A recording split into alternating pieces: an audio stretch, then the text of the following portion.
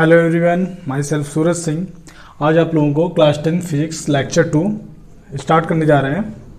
इसमें हम लोग कुछ नए वर्ड्स और नए टॉपिक को सीखेंगे। तो चलिए हम लोग स्टार्ट करते हैं। आज का हमारा जो पहला टॉपिक है वो है चार्जेस में type of charges, means like charges क्या होता है और फिर अनलाइक चार्जेस क्या होता है। Like charges and unlike charges, clear है। तो हम लोग सबसे पहले देखते हैं कि लाइक चार्जेस क्या होता है। अब अगर हमारे पास सेम टाइप के चार्जेस हों, अगर हम कहीं स्टोर करके रखे हुए हों ये सेम टाइप के चार्जेस, जैसे कि या तो सिर्फ हमारे पास पॉजिटिव चार्ज हो, सिर्फ दो ही नहीं, दो से ज़्यादा भी पॉजिटिव चार्ज हो सकते हैं, या एटलीस्ट दो चार्जेस हों but same kind of charges हों, तो उनको हम लोग क्या बोलेंगे, लाइक चार्जेस। या तो दोनों पॉजिटिव हों या तो फिर दोनों नेगेटिव हों, तो ये हमारे क्या कहलाएंगे, like charges. Mean same kind of charges अगर एक साथ रखे गए हों तो उनको हम लोग बोलते हैं लाइक चार्जेस। क्लियर हुआ। अब हम देखते हैं अनलाइक चार्जेस क्या होता है। अनलाइक चार्जेस में होता है कि अगर मेरे पास डिफरेंट टाइप के और डिफरेंट काइंड्स के चार्जेस जो हों एक साथ रखे गए हों, जैसे कि एक पॉजिटिव हो एक नेगेटिव हो, या फिर पहले नेगेटिव हो फिर पॉजिटिव हो, मतलब different kind of charges separated together by small distance, so they are called unlike charges. वो क्या होंगे, अनलाइक चार्जेस होंगे। अच्छा, इनका नाम क्यों दिया गया। कल हमने कुछ पढ़ा था कि कोई चार्ज किसी स्टोर कहीं प्लेस पे स्टोर होता है तो वो एक प्लेस से दूसरे प्लेस पे जाना चाहता है। हमने कल बताया नहीं था, हमने कहा था कि आगे बताया जाएगा कि अगर हमारे किसी स्टोरेज डिवाइस में हमने चार्जेस को रखा हुआ है प्लस प्लस प्लस, तो हमने बताया था कि यहाँ से निकलना चाहेगा। तो आज हम लोग जानेंगे कि वो चार्ज वहाँ से निकलना क्यों चाहेगा। तो हम लोग जानते हैं, अब हम लोग यहाँ पे मतलब देख लेंगे कि देखिए जो पॉजिटिव में जो लाइक चार्जेस होते हैं वे एक दूसरे को रिपेल करते हैं, चाहे वो पॉजिटिव चार्ज हो चाहे वो नेगेटिव चार्ज हो, वो एक दूसरे को फोर्स और रिपल्सन लगाते हैं, मतलब एक दूसरे को दूर करते हैं। तो दूर करते हैं मतलब अगर ये पॉजिटिव यहाँ पे है तो चाहते हैं कि नहीं हमको दूर करो, हम अपने पास में हमारे पॉजिटिव के पास में नहीं रहेंगे, जिसके कारण से ये चार्ज निकल करके किसी दूसरे कंटेनर में या दूसरे प्लेस पे आने की इच्छा रखता है, मैं वहाँ से निकलना चाहता है। तो उसको आने के लिए हमको क्या चाहिए, कनेक्टिंग वायर, मीन्स कोई कंडक्टर चाहिए। बिना कंडक्टर के वो वहाँ से निकल नहीं सकता। अगर मेरे पास इंसुलेटर मटेरियल है, अगर ये हमारा सरफेस पूरा का पूरा इंसुलेटर है, तो इस इंसुलेटर से वो नहीं निकल सकता जब तक कि वहाँ चार्जेस को किसी कंडक्टर से न जोड़ा जाए। क्योंकि कंडक्टर हमने कल बताया था कि कंडक्टर क्या करते हैं, चार्जेस को मूव कराते हैं। तो अब ये चार्जेस अगर हमें मूव करके आता है तो यहाँ पर भी क्या आ जाता है, पॉजिटिव चार्ज हो जाता है, और यहाँ पे कुछ पॉजिटिव चार्ज क्या होते हैं, खत्म हो जाते हैं। मतलब अगर लाइक चार्जेस होंगे तो रिपल्सन होगा, और रिपल्सन होने के कारण वो एक कंटेनर से दूसरे कंटेनर में जाएंगे, जैसा कि हम लोग कल पढ़े थे। लेकिन अगर हमारे पास अनलाइक चार्जेस हो तो क्या होगा, तो हमने बताया था अगर हमारे पास अनलाइक चार्जेस हो तो वे एक दूसरे को अट्रैक्ट करेंगे, चाहे पॉजिटिव और नेगेटिव हो या फिर नेगेटिव और पॉजिटिव हो। अगर हमारे पास पॉजिटिव और नेगेटिव एक साथ कहीं पर रखे गए हों तो हम लोग देखिए, अगर यहाँ पे मेरे पास पॉजिटिव है, यहाँ पर हमारे पास नेगेटिव है, तो जैसे ही ये पॉजिटिव यहाँ पर और नेगेटिव यहाँ पे आएंगे वे एक दूसरे की तरफ अट्रैक्ट होंगे। ये इसकी तरफ अट्रैक्ट हो गए, इसकी तरफ अट्रैक्ट हो गए, मीन्स दोनों एक दूसरे की तरफ आना चाहेंगे। और जब दोनों एक दूसरे की तरफ आएंगे तो क्या होगा, सिंपल सी बात होगी, दोनों कंबाइंड होंगे, कंबाइंड टुगेदर मतलब एक साथ कंबाइंड होकर के न्यूट्रलाइज हो जाएंगे। और अगर हमारा same amount of negative charge positive charge की इक्वल है तो नेट चार्ज हमारा क्या हो जाएगा, नेट चार्ज जीरो हो जाएगा। नेट चार्ज ऐसे कंडीशन में जीरो हो जाएगा जब पॉजिटिव और negative amount of positive charge and amount of negative charge equal होंगे, तो दोनों एक दूसरे को कैंसिल आउट करेंगे और टोटल मींस नेट चार्ज हमारा क्या हो जाएगा, जीरो हो जाएगा। मींस पॉजिटिव चार्ज नेगेटिव की तरफ बढ़ेगा, नेगेटिव चार्ज पॉजिटिव की तरफ बढ़ेगा। लेकिन अगर हमारे पास सिर्फ पॉजिटिव है और तो वो क्या करेगा, तो एक दूसरे रिपेल करेंगे और अपने स्थान से दूर जाना चाहेंगे। लेकिन अगर उनको कोई कंडक्टर प्रोवाइड किया जाएगा तभी वो जा पाएंगे, अदरवाइज वो जिस प्लेस पे स्टोर किए गए हैं किसी इंसुलेटर में तो वहीं पे स्टोर रहेंगे। तो चलिए देखते हैं कि हम लोग अभी तक जान गए कि जब चार्जेस मूव करते हैं तो उसका रीजन क्या होता है, किसी एक प्लेस से दूसरे प्लेस पे चार्जेस जाने का कारण क्या होता है? पहला रीजन है कि अगर हमारे पास पॉजिटिव चार्ज है और सिर्फ पॉजिटिव चार्ज है तो वे एक दूसरे को रिपेल करते हैं। अगर हमारे पास पॉजिटिव और नेगेटिव एक साथ में है तो एक दूसरे को अट्रैक्ट करते हैं। फोर्स ऑफ अट्रैक्शन, जिनको बोलते हैं force of attraction and force of repulsion. जिस फोर्स से वो अट्रैक्ट करते हैं that is called force of attraction, और जिस फोर्स से वो रिपेल करते हैं, एक दूसरे को दूर फोर्स करते हैं, धक्का देते हैं, उसको हम लोग बोलते हैं फोर्स ऑफ रिपल्सन। चलिए हम लोग आगे देखते हैं कि अगर ये चार्जेस मूव करते हैं तो इससे एक हिस्ट्री बनेगी। क्या हिस्ट्री बनेगी? कि अगर चार्जेस मूव करेंगे तो हमने कल बताया था कि अगर चार्जेस मोशन में आ जाएंगे तो हम लोग एक फिजिक्स का नया पार्ट पढ़ेंगे, वो होगा करंट इलेक्ट्रिसिटी। तो आज से हम लोग जो है करंट इलेक्ट्रिसिटी स्टार्ट करने जा रहे हैं। करंट इलेक्ट्रिसिटी, करंट इलेक्ट्रिसिटी में क्या पढ़ेंगे? चार्जेस मूव करेंगे, अपने एक प्लेस से दूसरे प्लेस पर जाएंगे। किसी एक पॉइंट से दूसरे पॉइंट पे क्यों जाएंगे? अभी हमने बताया कि अगर ढेर सारे पॉजिटिव चार्जेस एक साथ रखे गए हों और किसी कनेक्टिंग वायर से किसी फ्री प्लेस पे उनको छोड़ दिया जाए तो वो चार्जेस निकल करके वहां पे जाना चाहेंगे। तो अगर चार्जेस मूव कर रहे हैं तो उस समय जब हम स्टडी करते हैं तो उसको बोलते हैं हम लोग करंट इलेक्ट्रिसिटी। करंट इलेक्ट्रिसिटी में सबसे पहले जो हमारा टॉपिक आएगा इलेक्ट्रिक करंट आएगा।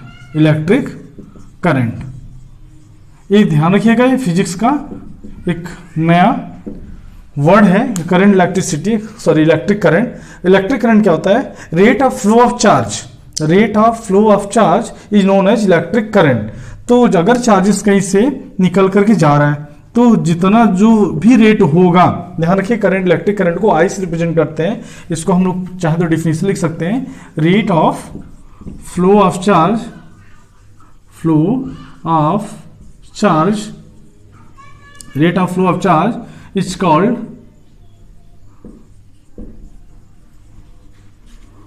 electric current. Electric current,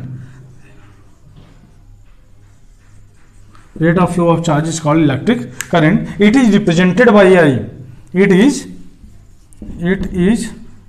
represented by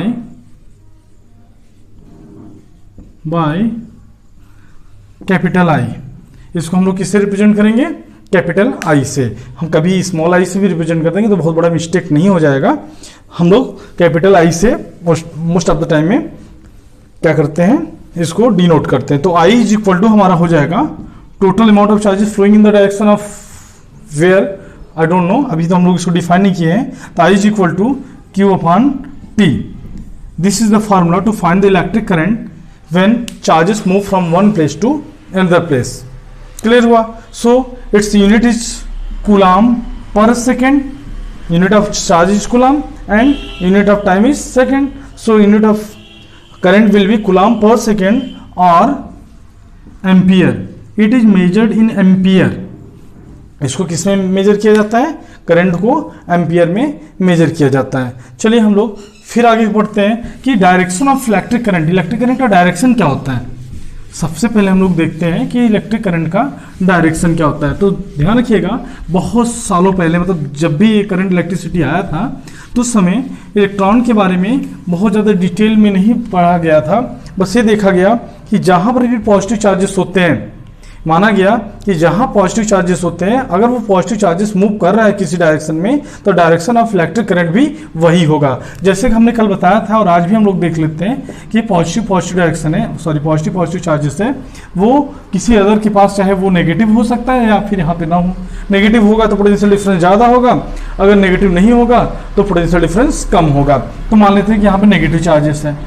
अब हम लोग जानते हैं भी by the force of attraction, this is unlike charges, this is positive, this is negative. अगर हम इनको किसी कनेक्टिंग वायर से, कंडक्टर से कनेक्ट करेंगे तो ये हमारा जो पॉजिटिव चार्ज है वो निकल करके नेगेटिव चार्ज की तरफ आएगा। हमने बताया अभी जस्ट बोला कि जो चार्जेस होते हैं वे मूव करते नहीं, पॉजिटिव चार्जेस को कैरी करने वाला कोई एटम नहीं होता, कोई पार्टिकल नहीं होता, लेकिन पहले सबसे यही माना गया था कि चार्जेस जो होते हैं वो मूव करते हैं, ठीक है। और जबकि हम लोग जानते हैं कि इलेक्ट्रॉन मूव करके प्रोटॉन की तरफ, सॉरी पॉजिटिव चार्ज की तरफ आते हैं, तो ये चार्ज यहाँ मूव करके आता है। लेकिन सबसे पहले जो कंसीडर किया गया था कि ये पॉजिटिव चार्ज, क्योंकि ये प्रॉपर्टी है और अगर ये प्रॉपर्टी है तो यहाँ से धीरे धीरे खत्म हो रही है, इसका मतलब क्या हुआ कि ये चार्ज मूव करके यहाँ पर जा रहा है। अगर ये चार्ज मूव करके यहाँ जा रहे हैं तो उसी के डायरेक्शन में इलेक्ट्रिक करंट को भी डिसाइड किया गया कि करंट का भी डायरेक्शन यही होगा, कहाँ से, positive to negative. Positive to negative, जरूरी नहीं है हमेशा पॉजिटिव टू नेगेटिव, चलो वो भी जान लेते हैं। हमने बताया कि जहां से भी पॉजिटिव चार्जेस निकलेंगे वहां पर होगा डायरेक्शन। मतलब अगर यहाँ पे नेगेटिव नहीं भी है लेकिन यहाँ पे पॉजिटिव है, हमने कल बताया था कि अगर पॉजिटिव है यहाँ पे नेगेटिव नहीं है, एटम है, तो इसके कुछ इलेक्ट्रॉन जबरदस्ती यहाँ पर आएंगे बाय द अट्रैक्शन, क्योंकि यहाँ पे इलेक्ट्रॉन है और यहाँ पे ढेर सारे पॉजिटिव चार्जेस हैं, तो वो ये पॉजिटिव चार्जेस निकल करके यहाँ पे जाएंगे। तो फिर से डायरेक्शन हमारा भले यहाँ नेगेटिव नहीं है, हम बार बार बता रहे हैं कि यहाँ पे चार्ज क्या है, नेट चार्ज जीरो है। नेट चार्ज जीरो होने के बाद भी जो है नेट चार्ज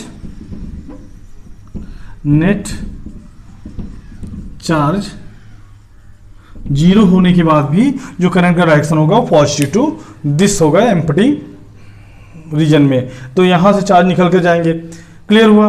अब अगर हमारे पास सपोज दैट कि यहां पर कोई चार्ज नहीं है, यहां पे एम्प्टी है और यहां पे हमारे पास नेगेटिव चार्ज है, तब करंट का डायरेक्शन क्या होगा, सिंपल सी बात है, ए नेगेटिव है तो टुवर्ड्स द नेगेटिव की तरफ ही करंट फ्लो का, अगर हम इसको डायरेक्शन को इसको ज्वाइन करा देंगे तो जो करंट का डायरेक्शन होगा वो हमेशा क्या होगा, टुवर्ड्स नेगेटिव होगा। मतलब अगर यहाँ नेगेटिव है तो नेगेटिव, अगर पॉजिटिव है तो पॉजिटिव से नेगेटिव नहीं मिला तो पॉजिटिव, अगर है तो पॉजिटिव टू जो भी इम्पटी होगा। लेकिन अभी एक और है कि अगर मेरे पास यहाँ पे कुछ कूलम पॉजिटिव चार्ज है, यहाँ पर भी पॉजिटिव चार्ज है, ध्यान रखिएगा इन तीनों पॉइंट्स को, इसको नोट करिएगा। हम लोग आगे देखते हैं कि अगर हमारे पास सिर्फ और सिर्फ पॉजिटिव चार्ज हो, दोनों कंटेनर में दोनों प्लेस पे पॉजिटिव चार्ज हो, तब क्या होगा, तब करंट का डायरेक्शन क्या होगा, ये हम लोग सीखेंगे। तो मान लेते हैं कि हमारे पास दो स्टोरेज डिवाइस में दोनों में पॉजिटिव चार्ज है। मान लेते हैं यहाँ पे पॉजिटिव इतना कुछ कूलम का 5 कूलम का पॉजिटिव चार्ज है और यहाँ पर भी मेरे पास पॉजिटिव है कितने कूलम का, 6 कूलम का पॉजिटिव चार्ज है। तो हम लोग देखेंगे कि अगर दोनों सेम मतलब लाइक चार्जेस हैं, सेम चार्जेस हैं, तो कहाँ पे चार्ज ज़्यादा है, कौन सा चार्ज मैक्सिमम है, 6 कूलम का, तो हमारा जो करंट का डायरेक्शन होगा 6 कूलम टू 5 कूलम होगा। क्लियर हुई बात। अब अगर हमारे पास एक पॉजिटिव एक नेगेटिव तो हो, या सॉरी दोनों नेगेटिव हो, मान लेते हैं यहाँ पे सॉरी नेगेटिव चार्ज -6 कूलम का नेगेटिव चार्ज है और यहाँ पर भी हमारे पास नेगेटिव कूलम है, नेगेटिव चार्ज है -5 कूलम का, तो करंट का डायरेक्शन क्या होगा।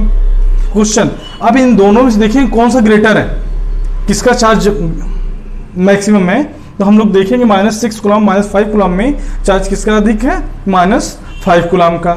-5 इज ग्रेटर देन -6, तो हमारा -5 अगर ग्रेटर है तो -5 से जो भी चार्ज मैक्सिमम कैरी करेगा उसका करंट वहीं से स्टार्ट होकर के कम वाले की तरफ आएगा। जैसे देखिए यहाँ पे क्या है, 6 कूलम था, ये मैक्सिमम था, तो यहाँ से यहाँ पे आया। अब हम आपके लिए क्वेश्चन दे रहे हैं, आप कमेंट सेक्शन में लिख करके बताइएगा कि अगर हमारे पास, फिर से हम बता दे रहे हैं कि अगर हमारे पास यहाँ पर इस तरह से चार्जेस हो, +6 कूलम चार्ज हो और यहाँ पर हमारा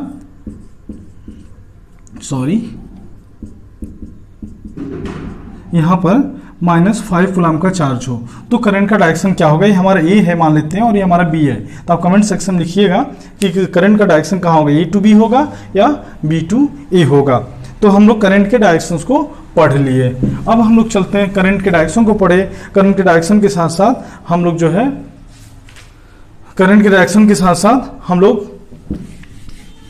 करंट की यूनिट भी पढ़े हैं। तो चलिए हम लोग देखते हैं कुछ 1-2 न्यूमेरिकल्स पढ़ते हैं कि अगर हमारा कोई चार्ज कहीं स्टोर है, अब कुछ सेकंड में एग्जांपल हम लोग देखते हैं, इससे टॉपिक फर्स्ट। तो एग्जांपल में हमारा क्या है कि अगर कुछ कूलम का चार्ज है, वो कुछ टाइम ले रहा है किसी एक प्लेस से दूसरे प्लेस पे जाने के लिए। मान लेते हैं हमारे पास जो क्यू है वो 500 कूलम है, 500 कूलम का चार्ज है, जो कि किसी पॉइंट ए से बी तक जाने में उसको टाइम जो लग रहा है वो लग रहा है 10 सेकेंड। हमने एग्जाम्पल लिया, हम क्वेश्चन को नहीं लिख रहे हैं, इन फ्यूचर हम क्वेश्चन भी लिखेंगे। तो Q = 500 कूलम, T = 10 सेकेंड। तो हमारा जो करंट I होगा, तो I by the formula I = Q/T, I = Q/T।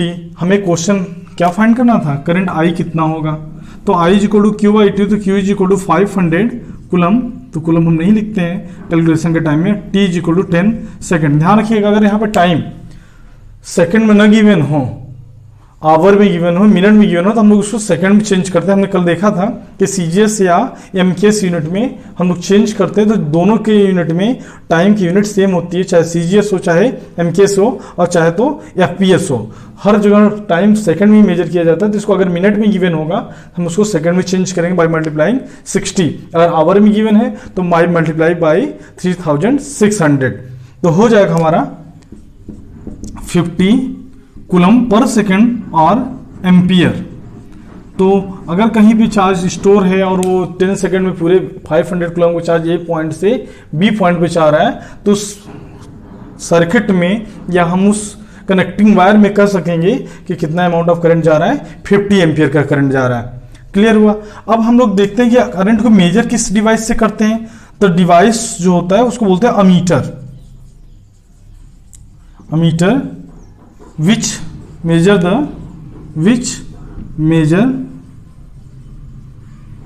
current, क्या मेजर करता है, करंट को मेजर करता है। और कैसे मेजर करता है कि किसी पर्टिकुलर एरिया से कितने चार्जेस फ्लो करके जा रहे हैं। जैसे अगर हमारे पास, हमने कल बताया था कि अगर ये हमारी बैटरी है, ये बैटरी हमने बना दिया, ठीक है, ये पॉजिटिव ये नेगेटिव चार्ज, यहां पे हमने कहीं पर अमीटर लगा दिया। ये हमारा एक ऐसी डिवाइस होती है जो कि करंट को मेजर करता है। तो चार्जेस को क्या करेगा, अमीटर में हम लोग यहाँ पॉजिटिव या नेगेटिव कर दिए, तो करंट चार्जेस जो फ्लो करेंगे तो ये अमीटर्स होते हुए जाएंगे। तो वो चार्जेस को कितने टाइम में पास करा रहा है, वो केवल ये मेजर करता है कि कितने चार्जेस 1 सेकेंड में पास किए।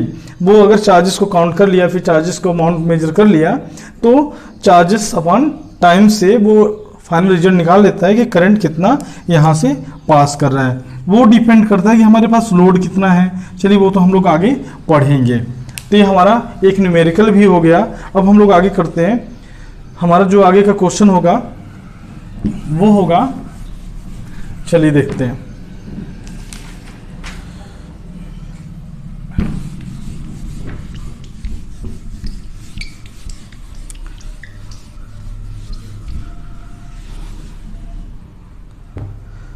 अब हम लोग जो है करंट इलेक्ट्रिसिटी में जो दूसरा टॉपिक होगा वो होगा ओम्स लॉ। ठीक है, अभी हम लोग क्लास 10th में केवल ओम्स लॉ को केवल एक थ्योरी पढ़ेंगे, थ्योरी के साथ साथ केवल इसके फार्मूला का यूज करेंगे, हम उसका कोई डेरिवेशन नहीं करने जा रहे हैं। तो चलिए हम लोग स्टार्ट करते हैं। ओम्स लॉ क्या होता है, ध्यान रखिएगा। ओम्स लॉ ये नियम है, ओम ने एक नियम दिया था। तो क्या दिया था, उन्होंने कहा था कि जितना ज़्यादा पोटेंशियल डिफरेंस होगा किसी दो स्टोरेज डिवाइस के बीच का, पोटेंशियल डिफरेंस जितना ज़्यादा होगा करंट उसमें उतना ही फ्लो करेगा। मतलब उनका rate of flow of current charge होगा उतना ही ज़्यादा। करंट मीन्स क्या, rate of flow of charge. तो पोटेंशियल डिफरेंस ज़्यादा होगा। पोटेंशियल डिफरेंस हमने कल बताया था कि अगर पोटेंशियल मीन्स चार्ज, पहले हम लोग चार्ज को देखेंगे कि अगर एक डिवाइस पे चार्ज और दूसरे डिवाइस में भी चार्ज है, तो दोनों का डिफरेंस जितना ज़्यादा होगा करंट उतना ही फास्ट फ्लो करेगा। तो चलिए समझते हैं। यहाँ से मान लेते हैं यहाँ पे पॉजिटिव चार्जेस है, आपको समझ में आ जाना चाहिए पोटेंशियल डिफरेंस कब ज़्यादा होगा। जैसे यहाँ पॉजिटिव है, यहाँ नेगेटिव है, तो पोटेंशियल डिफरेंस ज़्यादा होगा, क्योंकि मान लेते हैं यहाँ 5 कूलम का पॉजिटिव है, यहाँ -5 कूलम का नेगेटिव है, तो डिफरेंस कितना का चार्ज का डिफरेंस कितना हुआ, 10 कूलम का डिफरेंस हुआ। तो चार्जेस जितना डिफरेंस ज़्यादा होगा उतने वो कैपेसिटी ज़्यादा होगी उनके वर्क करने, क्योंकि इसमें रिपल्सन होगा और इसमें अट्रैक्शन होगा। मतलब ये आपस में फोर्स लगा के दूर करेंगे और ये क्या करें, इनको अट्रैक्ट करना चाहेंगे। ठीक है, तो यहाँ पे जो चार्जेस का डिफरेंस होगा वो 10 कूलम होगा, इसके कारण से ये पोटेंशियल डिफरेंस यहाँ पे ज़्यादा होगा। लेकिन अगर यहाँ पे 0 हो तो पोटेंशियल डिफरेंस, अगर 0 नेगेटिव चार्ज हो तो पोटेंशियल डिफरेंस कितना हो जाएगा, वो कम हो जाएगा, क्योंकि चार्जेस जो डिफरेंस है वो कम हो गया। लेकिन अगर हमारे पास यहाँ पे भी 5 कूलम का पॉजिटिव चार्ज हो जाए, यहाँ पर भी 5 कूलम का पॉजिटिव चार्ज हो जाए, तो क्या होगा, ये दोनों रिपेल करेंगे। भाई ये यहाँ से रिपेल कर रहा है तो वो अट्रैक्ट भी तो नहीं कर रहा है, नहीं कर रहा है, सेम अमाउंट ऑफ चार्जेस है। तो ध्यान रखना कि कोई करंट फ्लो नहीं करेगा यहाँ पर। Rate of flow of charges क्या होंगे, 0 होंगे। ये अट्रैक्ट नहीं करेगा, वो क्या करेगा, रिपेल करेगा, यहाँ पे नहीं जाने देगा। तो यहाँ पर कोई करंट नहीं फ्लो करेगा, तो क्योंकि यहाँ पोटेंशियल डिफरेंस क्या है, जीरो है। 5 कूलम चार्ज यहाँ पे, 5 कूलम चार्ज यहाँ पे भी, तो यहाँ पे पोटेंशियल डिफरेंस जीरो है। तो ओम्स ने यही कहा, क्या कहा कि अगर पोटेंशियल डिफरेंस ज़्यादा होगा तो करंट ज़्यादा फ्लो करेगा। मीन्स पोटेंशियल डिफरेंस और करंट एक दूसरे के डायरेक्टली प्रोपोर्शनल होते हैं, या कह सकते हैं कि करंट जो होगा वो पोटेंशियल डिफरेंस के डायरेक्टली प्रोपोर्शनल होगा, कि पोटेंशियल डिफरेंस जितना ज़्यादा होगा वो करंट उतना ही अधिक फ्लो करेगा। उन्होंने कहा कि I is directly proportional to V, potential difference ज़्यादा करंट ज़्यादा होगा। चलिए समझते हैं। तो V प्रोपोर्शनल टू I लिख सकते हैं, या हम लोग प्रोपोर्शनल साइन हटाने के लिए कांस्टेंट लगाते हैं। तो यहाँ पे जो कांस्टेंट है वो वेरीफाइड है, आप के नहीं लगा रहे हैं, आप यहाँ पे पहले से इसको लगा देंगे RI, where R is a constant, where R is a constant, R is a constant, it is known as resistance. अभी हम लोग इसको पढ़ेंगे कि क्या होता है। ये जो कांस्टेंट होता है वो एक रेजिस्टेंस होता है, जो कि अलग अलग कंडक्टर के लिए, हमने कल जाना था कि जो कंडक्टिंग मटेरियल्स होते हैं वो अलग अलग होते हैं, और जो हमारा अच्छा कंडक्टिंग मटेरियल होता है वो हमारा होता है कॉपर। क्लियर है। तो कॉपर के लिए रेजिस्टेंस कम होगा। अच्छा कंडक्टिंग मटेरियल भाई जितना अच्छे से कंडक्शन करा लेगा उसका रेजिस्टेंस कितना होगा, कम होगा। जिसमें रेजिस्टेंस कंडक्शन कम होगा उसका रेजिस्टेंस क्या होगा, ज़्यादा होगा। क्लियर है। तो हम लोग समझते हैं कि R is a constant, it is known as resistance. इसको हम लोग क्या बोलेंगे, रेजिस्टेंस बोलेंगे। It is known as resistance. तो हो जाएगा V is equal to RI या V is equal to IR भी इसको लिखते हैं हम लोग, और R की वैल्यू अगर निकालेंगे तो V अपॉन I। ये हम रेजिस्टेंस की वैल्यू लिख दिए, R is equal to V upon I। तो V क्या है, वोल्ट है, वो V की यूनिट क्या होती है, वोल्ट, और I की यूनिट क्या होती है, एम्पियर। तो वोल्ट पर एम्पियर, R की यूनिट क्या हो जाएगी, वोल्ट पर एम्पियर, वोल्ट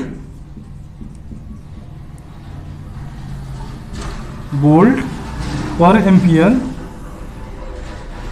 एम्पियर, या फिर यही होता है ओम, क्योंकि जिसके नेम से जिन्होंने डिफाइन किया अपने ही नेम से इन्होंने इसकी यूनिट रख दी और इसका एक सिंबल बनाया है इस तरह का। ये हमारा सिंबल होता है इसका रेजिस्टेंस की यूनिट का। तो रेजिस्टेंस की यूनिट को हम लोग ओम से भी रिप्रेजेंट करते हैं, मतलब वोल्ट पर एम्पियर, या फिर इसको क्या बोलते हैं, ओम बोलते हैं। क्लियर हुआ। अब एक क्वेश्चन हमारा छूट गया है तो उसको भी हम लोग बता देते हैं कि हम क्लास 9th में पढ़े थे scalar and vector quantity, scalar and vector quantity. तो स्केलर एंड वेक्टर क्वांटिटी में करंट क्या है, तो हम देखें कि करंट का जो डायरेक्शन होता है वो पॉजिटिव से नेगेटिव की तरफ हो रहा है। तो भाई अगर देख रहे हैं कि पॉजिटिव से नेगेटिव जा रहा है, इसका मतलब वो क्या है, एक डायरेक्शन मिल रहा है और उसको मेजर किया जा रहा है एम्पियर में, इसलिए उसका एक मैग्नीट्यूड भी मिल रहा है। तो डायरेक्शन और मैग्नीट्यूड दोनों एक साथ में होने के कारण वो क्या हो जाएगा, वेक्टर हो जाएगा, ऐसा हमको लग रहा है, बट रियल में ऐसा नहीं होता। ध्यान रखिए जो वेक्टर का डायरेक्शन होता है वो कोई पर्टिकुलर डायरेक्शन नहीं होता कि नहीं पॉजिटिव से नेगेटिव तो हो रहा है, बट नेगेटिव किधर है ये मुझे नहीं पता। मान लेते हैं मेरे पास यहाँ पे पॉजिटिव है और यहाँ पे क्या है, नेगेटिव है, तो हम कनेक्टिंग वायर से इसको हम किसी भी डायरेक्शन से इसको जोड़ सकते हैं। तो क्या इसका डायरेक्शन फिक्स हुआ, पॉजिटिव से नेगेटिव तो हुआ, पॉजिटिव टू नेगेटिव हुआ, या high potential to low potential हुआ, लेकिन ये कोई पर्टिकुलर डायरेक्शन नहीं किया कि नहीं इसी डायरेक्शन में हो जाएगा, नहीं, ऐसा कोई डायरेक्शन क्लियर नहीं हुआ। क्लियर है। तो ये वेक्टर क्वांटिटी नहीं है, लेकिन पहले तो हमें ऐसे लगा कि वेक्टर है। तो ध्यान रखिए कि इसके लिए अब क्लास 10th लेवल पे तो नहीं है, लेकिन आपको नाम बता देते हैं कि एक आता है नया स्केलर एंड वेक्टर को छोड़ करके, एक आता है टेंसर। टेंसर जो होता है एक ऐसा फिजिकल क्वांटिटी माना जाता है जिसमें कि कुछ तो वेक्टर का गुण आए, मीन्स वेक्टर की प्रॉपर्टी आ जाए, और कुछ स्केलर की प्रॉपर्टी आ जाए, बस दोनों की प्रॉपर्टी लगे लेकिन दोनों भी नहीं हो, न तो वेक्टर दिखे न तो स्केलर दिखे, तो क्या माना जाता है, टेंसर। ऐसे और भी हैं टेंसर फिजिकल क्वांटिटी, जैसे हम बताते हैं कोएफिशिएंट ऑफ इलास्टिसिटी भी आएगा क्लास 11th में, तो उसको हम लोग वहाँ पर पढ़ेंगे। चलिए हम लोग यहाँ पे पढ़ लिए। अब हम लोग कुछ न्यूमेरिकल करते हैं। किससे न्यूमेरिकल करेंगे, ओम्स लॉ से न्यूमेरिकल करेंगे, क्योंकि जितने फार्मूला आ रहे हैं हम उनके सभी एक एक एग्जाम्पल लेकर के एक्सप्लेन करते चले जा रहे हैं। तो चलिए समझते हैं ओम्स लॉ से रिलेटेड एक न्यूमेरिकल।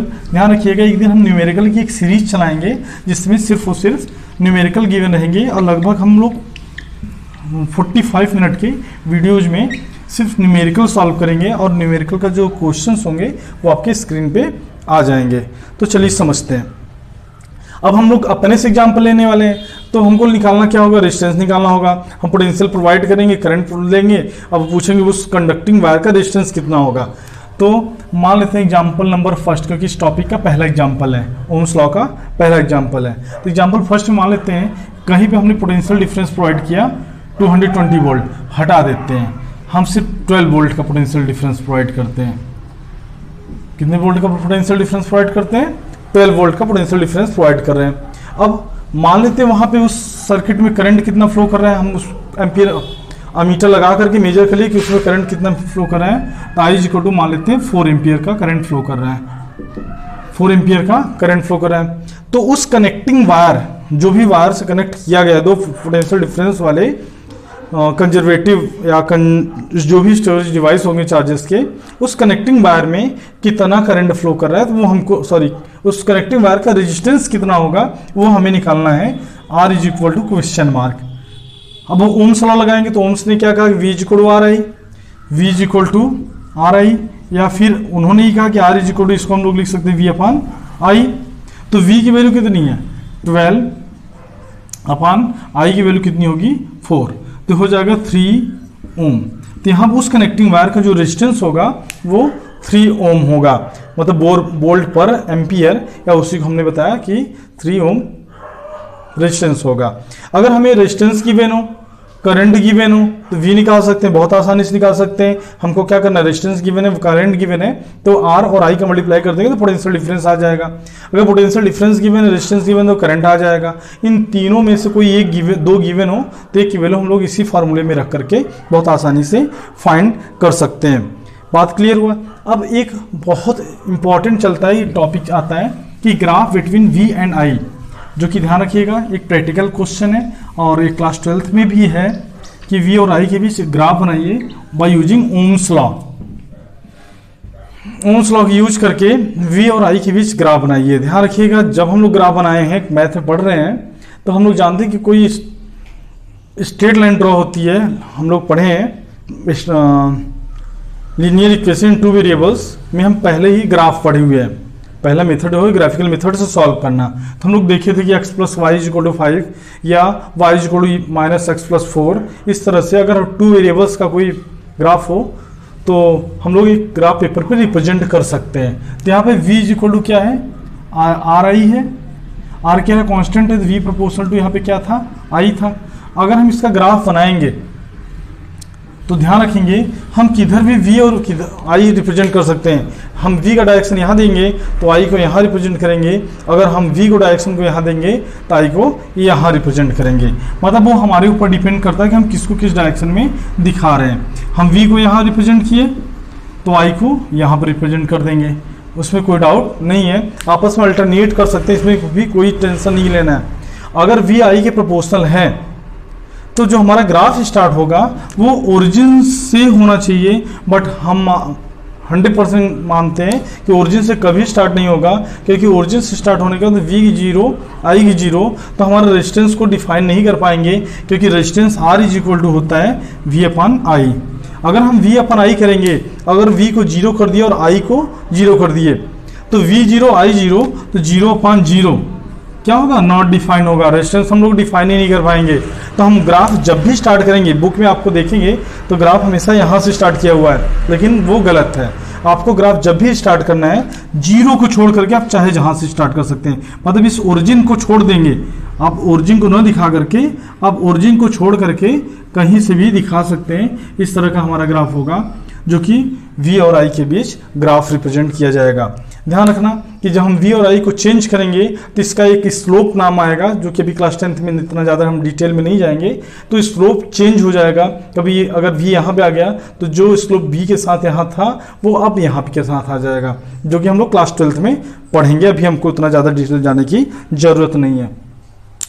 अब हम लोग देखते हैं फैक्टर्स अफेक्टिंग फैक्टर, ये हमारा आज के लिए जो लास्ट टॉपिक होगा, factor affecting the Ohm's law. Ohm's law को कौन कौन से फैक्टर, ओम्स ने जो लॉ दिया कि पोटेंशियल डिफरेंस जितना ज़्यादा होगा करंट उतना ही ज़्यादा फ्लो करेगा। तो कुछ ऐसे फैक्टर्स थे जो कि ओम्स लॉ को ब्रेक कर रहे थे, तो उस फैक्टर्स को हम लोग पढ़ेंगे। तो पहला फैक्टर हेडिंग डालेंगे factors affecting Ohm's law. Factors affecting Ohm's law मतलब ओम्स लॉ जो है कौन कौन से फैक्टर अफेक्ट करते हैं ओम्स लॉ को, ठीक है। तो समझते हैं। पहला, अगर हम कभी कंडक्टर को टेम्परेचर बढ़ा दें, पोटेंशियल डिफरेंस दिए हुए हैं और बीच में उसका टेम्परेचर हम बढ़ाते चले जाएं, तो टेम्परेचर बढ़ाएंगे तो करंट उसमें फ्लो करना कम हो जाएगा। तो पहला तो कौन सा फैक्टर इफेक्ट करेगा, टेम्परेचर। ओम्स लॉ को कौन सा इफेक्ट करेगा, टेम्परेचर। अगर टेम्परेचर बढ़ेगा तो ओम्स लॉ फॉलो नहीं होगा, ओम्स लॉ ब्रेक हो जाएगा, फेल हो जाएगा ओम्स ने जो लॉ दिया था। दूसरा, अगर हम सेमी कंडक्टर डिवाइस लेंगे, अभी हम लोग क्लास 10 में पढ़ेंगे, अभी तो बस थोड़ा सा बस जानते रहिए कि अभी हमने कल बताया था जर्मेनियम सिलिकॉन लेंगे। इससे रिलेटेड अगर हम डिवाइस लेते हैं जर्मेनियम सिलिकॉन, तो वहाँ पर भी ओम्स लॉ फेल हो जाता है। मतलब हम पोटेंशियल डिफरेंस बढ़ाएंगे तो करंट उतना नहीं बढ़ेगा जितना बढ़ना चाहिए, ठीक है। तो हमारे फैक्टर्स इफेक्टिव होंगे जो कि ओम्स लॉ को प्रभावित करते हैं, और भी हैं जिनको हम लोग अभी ज़रूरत नहीं है। अब हमारा नेक्स्ट जो होगा वो हम लोग नेक्स्ट वीडियो में बात करेंगे।